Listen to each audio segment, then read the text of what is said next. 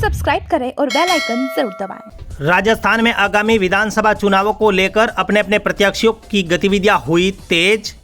आसपुर राजस्थान के डूंगरपुर जिले के आसपुर विधानसभा को लेकर चुनावी सरगर्मियां तेज हो गई है, जहां आसपुर विधानसभा के चुनावों में भाजपा, कांग्रेस, आम आदमी पार्टी, बीटीपी, बाप अपने अपने प्रत्याशियों को लेकर चुनाव मैदान में उतारने की तैयारी में लग गए हैं। ऐसे में कांग्रेस की ओर से सामान्य एवं ओबीसी वर्ग ने भी अपने कांग्रेस पार्टी के प्रत्याशी के चेहरे को लेकर अपना नाम कहीं न कहीं उजागर कर दिया है। ऐसे में अब तक की राजस्थान की आसपुर विधानसभा क्षेत्र से कटारा क्षेत्र से करीब 3 बार कांग्रेस प्रत्याशी के प्रतिनिधित्व करने का मौका मिला है, तो वहीं 7 बार दोबड़ा क्षेत्र को प्रतिनिधित्व करने का मौका मिला है। तो कभी बाहरी व्यक्ति को भी आसपुर विधानसभा क्षेत्र से विधायक के रूप में प्रतिनिधित्व करने का मौका दिया गया था। ऐसे में आसपुर उपखंड क्षेत्र से किसी भी कांग्रेस प्रत्याशी को अपना चेहरा नहीं बनाया गया था। ऐसे में आसपुर विधानसभा क्षेत्र की बात करें तो आसपुर उपखंड क्षेत्र में करीब 45% से अधिक वोटर सामान्य एवं ओबीसी वर्ग से आते हैं। कांग्रेस पार्टी के प्रत्याशी को लेकर अब कहीं ना कहीं आगामी चुनावों को देखते हुए एक होते हुए नजर आ रहे हैं। पटेल पाटीदार समाज के साथ साथ सामान्य वर्ग के काफी महानुभावों ने कांग्रेस प्रत्याशी को लेकर पाटीदार बाहुल बोड़ीगामा गांव में एक बैठक आयोजित कर अपना रुख साफ कर दिया है, जिसमें भारी मात्रा में पटेल पाटीदार समाज के लोग एकत्रित हुए एवं कांग्रेस प्रत्याशी को लेकर अपनी सच्चाई सामने रखी।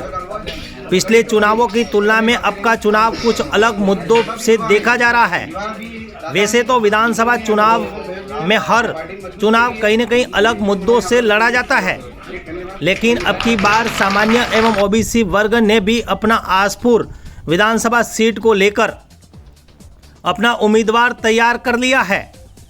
आसपुर अपने आप में एक विधानसभा सीट है, लेकिन आसपुर के आसपास के किसी भी प्रत्याशी को अब तक मौका नहीं दिया गया है।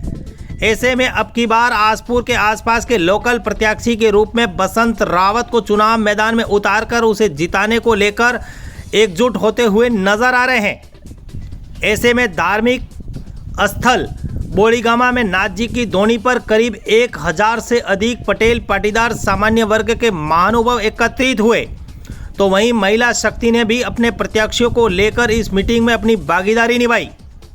वहीं सामान्य वर्ग के समाजजनों ने भी यहां पर आए लोगों को संबोधित किया, तो पटेल पाटीदार समाज के समाजजनों ने नेतृत्वकर्ताओं ने एक आवाज में लोगों को संबोधित किया।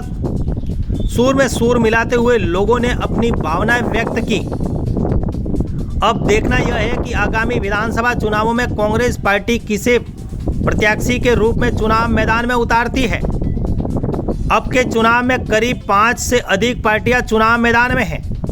ऐसे में सामान्य एवं ओबीसी वर्ग ही किसी भी पार्टी का भविष्य एवं दशा दिशा तय करने वाला है। आसपुर विधानसभा को लेकर करीब 17 उम्मीदवारों ने कांग्रेस पार्टी की ओर से अपनी दावेदारी पेश की है, लेकिन इस दावेदारी में आसपुर क्षेत्र से बसंत रावत को लेकर सामान्य एवं ओबीसी वर्ग एक होता हुआ नजर आ रहा है।